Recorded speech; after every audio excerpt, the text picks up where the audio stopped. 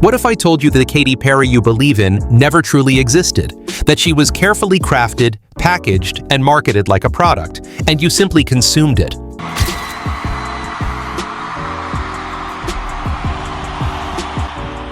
You didn't fall for a pop star. You fell for a brand strategy.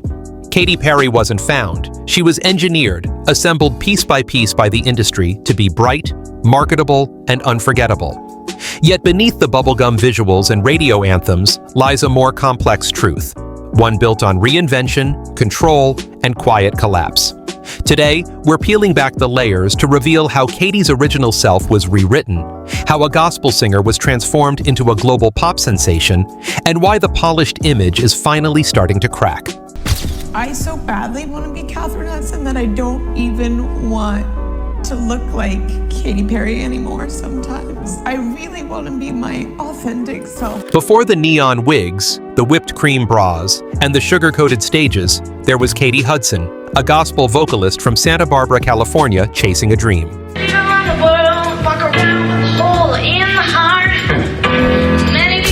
Raised in a strict Pentecostal home by two preacher parents, music shaped her world through the filter of faith. By 9, Katy was singing in her family's ministry, her voice grounded in gospel rather than glitz. At 13, she picked up her first guitar and began writing her own songs.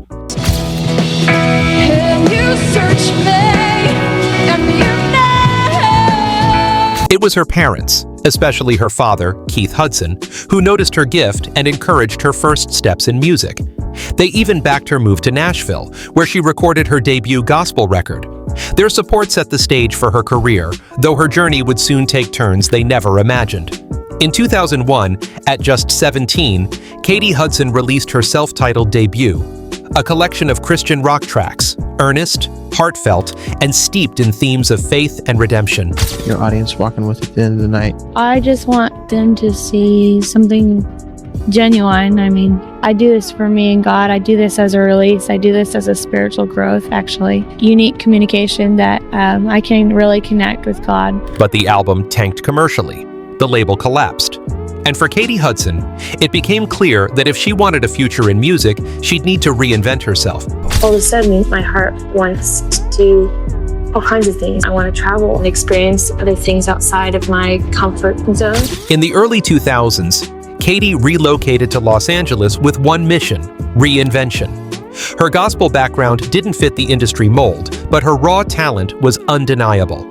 Soon enough, she drew the attention of producer Glenn Ballard, best known for shaping Alanis Morissette's sound. I was just jumping on her train, and I got to ride on it for about 4 or 5 years, and it was one of the great rides, and now it continues on in a fantastic way. Ballard admired Katy's songwriting and natural instincts, signing her to his label. Together, they wrote and shaped an album, but the project was ultimately shelved. Still, Ballard's faith in her never wavered.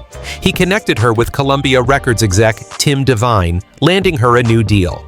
At Columbia, she teamed up with the production group The Matrix, recording a full album that once again went unreleased. During this period, Katy kept writing, performing at small spots like Hotel Cafe, and honing her craft. Her real break came through Angelica Cobb Bailey, a former Columbia executive who championed her and pushed for her at Capitol Records. Katy had been kind of kicking around for a couple of years, soaking everything in. But after a while, there's just people talking about she should be the next Kelly Clarkson, she should be more like Ashlee Simpson. And the whole time she just kept saying, I just want to be the first Katy Perry. In 2007, Capitol Records signed her and teamed her up with hitmaker Dr. Luke. Together, they created *I Kissed a Girl, a track designed to shock, to spread like wildfire before viral was even a word. The gamble paid off.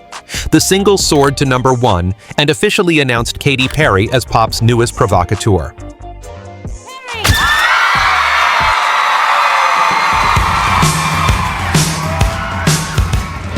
Dr. Luke would go on to define much of Katy's sound as she rose, but his signature formula wasn't unique to her.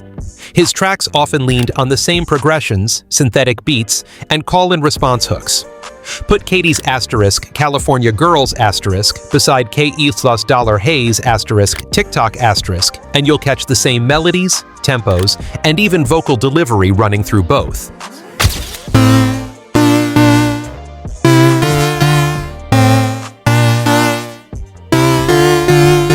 listen to how similar TikTok sounds.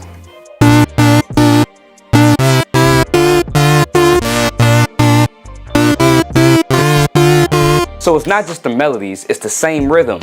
Now Kesha's song was big, but Katy Perry was definitely the poster child for this sound in that era. So it wasn't just the melodies, it was the rhythm itself. While KE plus Dollar Ha's track blew up, Katy Perry became the undeniable face of that sound in the late 2000s. None of this was accidental. It was a formula built to manufacture hits. Katy wasn't merely part of the machine, she became one of its most successful products. From there, the transformation was sealed. No longer an artist grounded in faith, she emerged as one who could sell fantasy, rebellion, and spectacle. She dropped her birth name and rebranded as Katy Perry, taking her mother's maiden name to avoid confusion with actress Kate Hudson.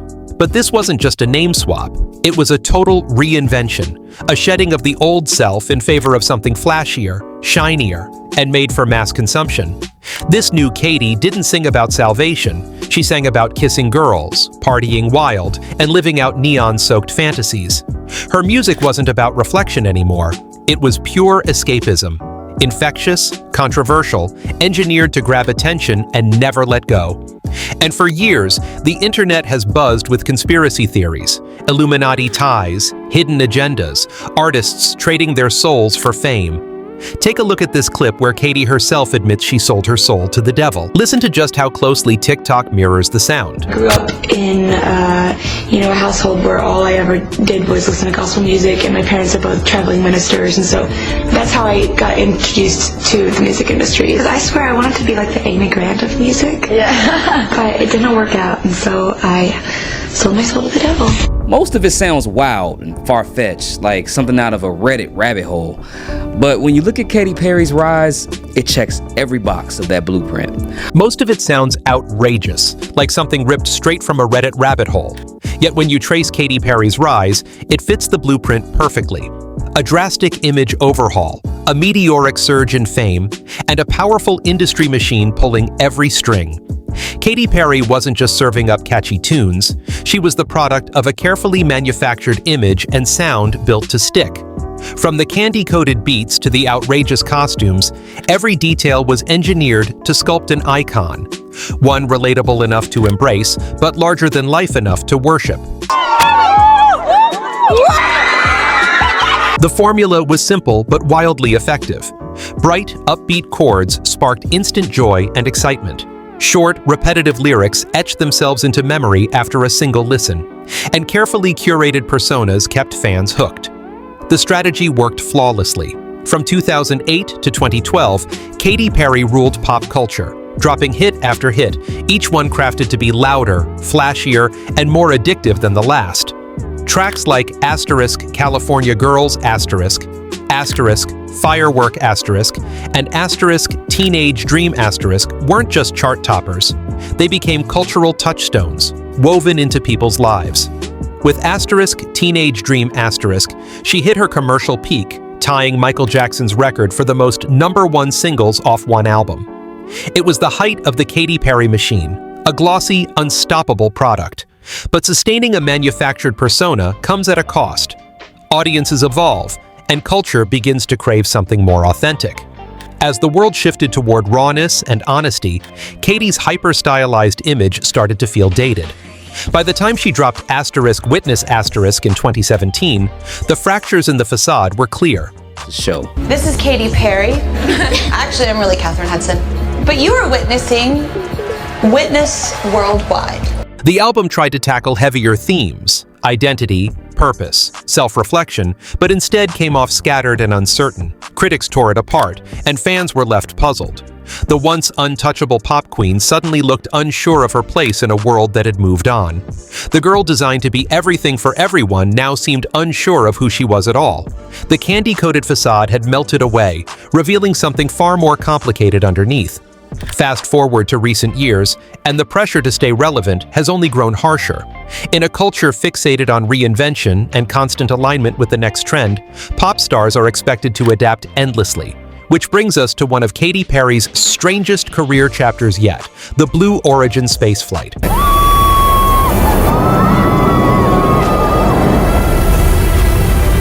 In a bid to refresh her public image and tie herself to futuristic innovation, Katy boarded Jeff Bezos' Blue Origin space flight alongside other celebrities. On paper, it should have been a groundbreaking, awe-inspiring moment. Instead, it spiraled into meme fodder.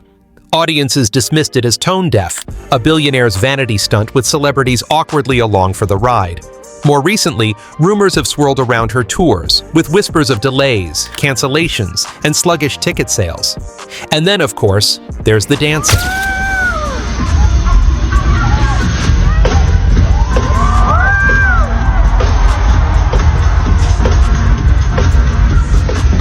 The artist once designed to seem untouchable now feels human, vulnerable, searching, and maybe that isn't such a bad thing.